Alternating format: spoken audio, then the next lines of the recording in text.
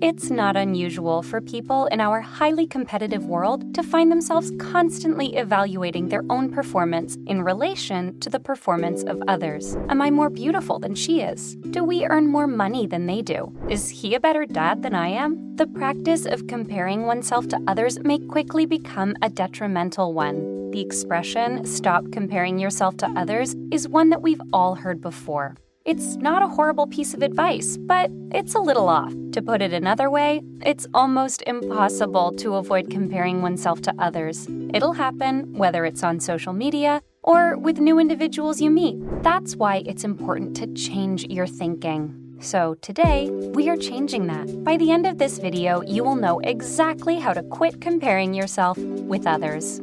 Hello, and welcome back to Reign Supreme, a channel to impact influential, powerful minds. Why do we make comparisons with others? Throughout human history, humans have been comparing themselves to other people. We are constantly bombarded with messages on social media sites like Twitter, Instagram, and Facebook about what we lack. Using these applications is a kind of self-reflection that makes us evaluate areas of our life. It's easy to overlook the fact that social media is a snapshot of other people's lives. It's important to remember that most of the time we only see their triumphs. As a result of this, we tend to overestimate the good things about others and undervalue the bad. For example, I was wondering how you would react if I offered you a lovely, dependable Honda Civic as a gift. You would be thrilled, wouldn't you think? On the other hand, what if you discovered that I'd given your buddies their pick of whatever automobile they wanted for free, and they all woke up in a new Bugatti at the stroke of midnight? As of now, you aren't so happy, are you? There's a chance you'll feel betrayed and outraged. This simple experiment demonstrates the fact that pleasure is a comparative phenomenon. Either way, you get an automobile, but you're not as excited about it as you would be if you got the same car as your buddies. So why beat yourself up, comparing yourself to others? The notion of social comparison suggests that we evaluate ourselves by comparing ourselves to others. Thanks to evolution, we've got this double-edged sword. In comparison to most animals, humans are sluggish, hairless, and helpless beings. Knowing what others thought was essential to survival as a caveman. To avoid being killed and getting resources, one would have had to figure out where they fit in the tribe. Our brains, on the other hand, are built only to keep track of roughly 150 individuals, since our early ancestors lived in bands of 50 to 200 people. Anything beyond that is considered a member of they, the faceless group. Because they don't exist under your control, there's no purpose in trying to compare yourself to them. In order to break the tendency of constantly comparing yourself to others, work on improving yourself and building your self-esteem. Try to resist the temptation to compare yourself to others in a negative light. Instead, focus on being polite and having a good outlook.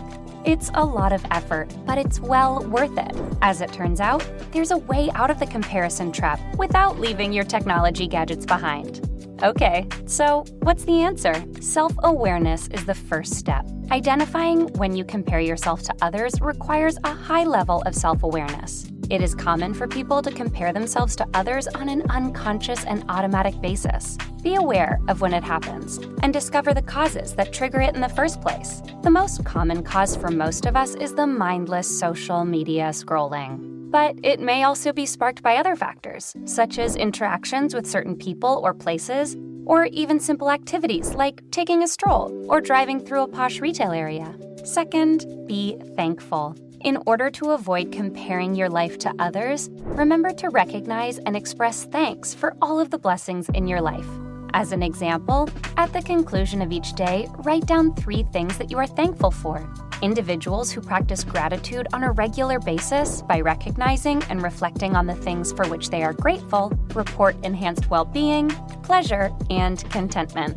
Third is, it's important to remember that no one is flawless. We live in a culture where perfection is a desirable goal. Consider the fact that magazine shelves are filled with models and celebrities with flawless looks who tell one-sided tales of tremendous accomplishment and satisfaction. To avoid falling prey to the comparison trap, keep in mind that no one moment in time can truly give the complete narrative. In the end, no one knows how long she spent in a makeup parlor or how she used picture editing to hide her flaws. The tale of their failures or insecurity is hardly shared, except to mention how they overcame them. That particular piece of content does not get nearly as much interest from magazine readers. However, the fact is that no one is flawless, including you and me. Fourth is to get off your own back. Some of you may believe you are the only one who is troubled by the sensation of always falling short of expectations, especially your own. As a result of this practice, many individuals have made self-criticism an art form instead of concentrating on the positive aspects of their lives. Imagine the influence you might have if you concentrated on your strengths. It's amazing how much more effective you could use your energy if you didn't constantly put yourself down and convince yourself that you're wrong. In the same way, don't be too hard on yourself if you do find yourself drawing comparisons. That merely stokes the "I'm not good enough" flames. Rather, strive to be more forgiving of yourself. Acknowledge your own humanity, fallibility, and weakness. In addition, it increases your capacity to overlook the faults of others. To put it another way, we're all just human becomings. There are moments when we take 2 steps forward and 1 step back.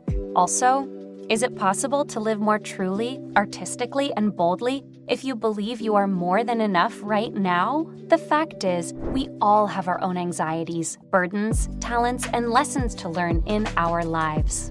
Fifth is to refrain from judging people. According to Peihan Chang, PhD, a certified psychologist and career counselor, comparing yourself to individuals who you think are better than you is problematic. But so is comparing yourself to those who you think are worse. One of the problems with passing judgment on others is that you're doing it implicitly on yourself and assuming that others will do the same. According to the study, when you compare yourself to individuals who are more successful, you may feel inspired and motivated. But this may lead to feelings of inadequacy and deflation. And comparing yourself to someone you perceive to be inferior might make you feel worse by demonstrating how things could be worse. When you compare, no one wins. Sixth is to express gratitude for the blessings you already have. Focusing on the positive aspects of your life is the best way to get rid of negative sentiments that come from comparing yourself to others. You may be better off or worse off than other people, but you're not one of them. Take some time to reflect on your blessings and express your gratitude by making a list of all the things you're thankful for, no matter how small or insignificant they may seem to others. Make it a regular habit, and you'll soon discover that your need to compare is almost completely eliminated. Always keep in mind that there will always be someone more generous, smarter, or accomplished than you are.